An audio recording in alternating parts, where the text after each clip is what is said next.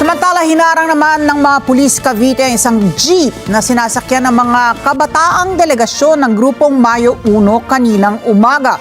At sa video, makikita at maririnig na sinisiyasat ng pulis yung mga papeles ng driver. Dito ay kinesyon na siya ng mga kabataang nakasuot ng kulay pulang t-shirt kung ano ang violation at dapat na silang paraanin habang nanumbat pa na sila umano ang nakikipaglaban para itaas ang sahod ng mga pulis at ng mga manggagawat.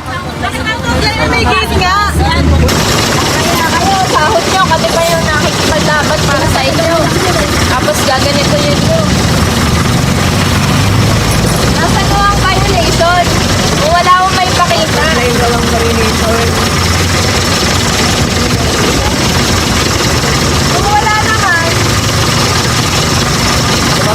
bakit ko itatawag pa ang violation kung nasa inyo ho?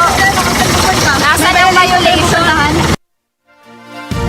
Naman ang mga pulis at hindi nagpadala sa edit ng grupo at sa halip ang driver ang kinausap. Umani naman ng galit mula sa netizen ang in-upload na video na mula rin sa panig ng grupo.